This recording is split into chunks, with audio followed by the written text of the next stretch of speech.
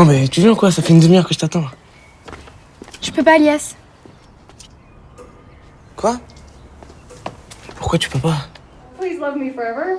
Despite the funny moments inside that movie, I believe it's very dark.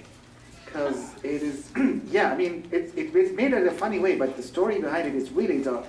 The mother who was left, and she's trying to do, I believe they meant as plastic surgeon with that gardener or whatever he is, that she's trying to escape her age or her being left by a man by doing all this thing, and she's imposing that on her child, which is, I believe it's very dark, because you know, there's no story in love that's similar to any other story. So the bad thing is if a parent is trying to impose their bad experiments in life on their own children, which he's doing. But there's one thing that is also took my eyes or took my attention when he gave her the heart and he told her it must be free. I think the theme of the movie, of the whole thing, is this moment. To tell her, you cannot control somebody else, because you can do it for a while. And maybe it was what her mother done to her father. She was maybe controlling, because he looks like a very strong woman.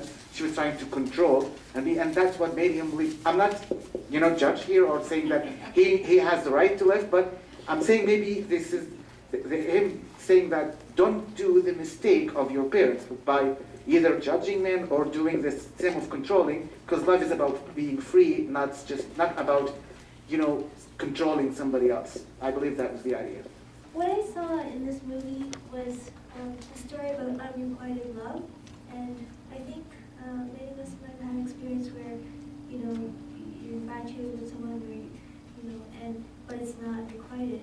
And this, I think it's literally you hope that the other person would change their mind or have a change of heart, but here they take it as a metaphor and try, but through operation, to change that person's heart. And you see that that's a futile endeavor, and you see the impossibility, the absurdity of it.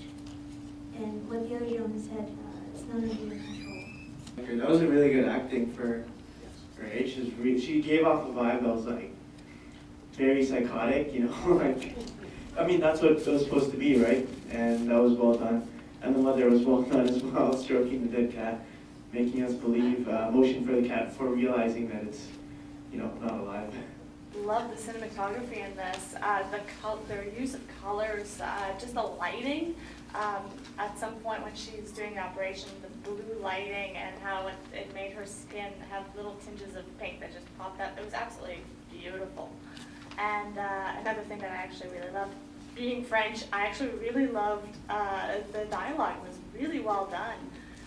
Sometimes I find when it's a very dialogue-heavy kind of thing, it doesn't feel right half the time, but this one was just so smooth, and the parents were hilarious. They were so good, and I know a lot of people who talk exactly like that, so it was amazing. I really, really love this. I will sing the praises of the screenplay, which keeps throwing curveballs at us. You think you know what's coming, and then they do something else, and they kept you guessing all the way through. So, and as she was saying, the dialogue.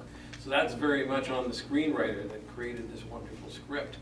I also like the juxtaposition of first of all, the music overall, all through it was great. But they're playing "Tonight You Belong to Me" by Patience and Prudence, who I believe were two little English girls about 9 years old when they made that record. It's this sweet little song as she's cutting this guy's heart out.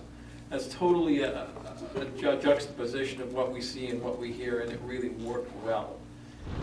T'as déjà été amoureuse? Ne dis pas de bêtises, pourquoi faire?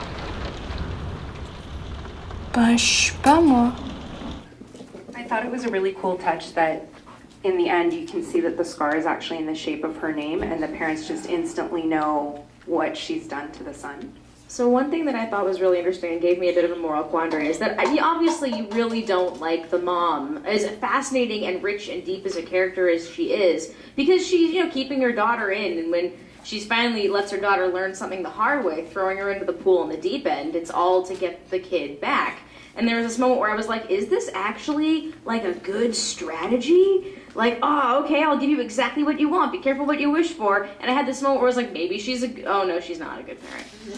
But I really liked the dynamics. I liked that it was really, really strong female performances. The guy was pretty much the plot device, but still a wonderful performance from him as well. And it really does give you, like, I'm pretty sure everyone's had that moments where, like, oh, if I could just make you love me by any means necessary. This is a great opportunity to tell you why you shouldn't do that.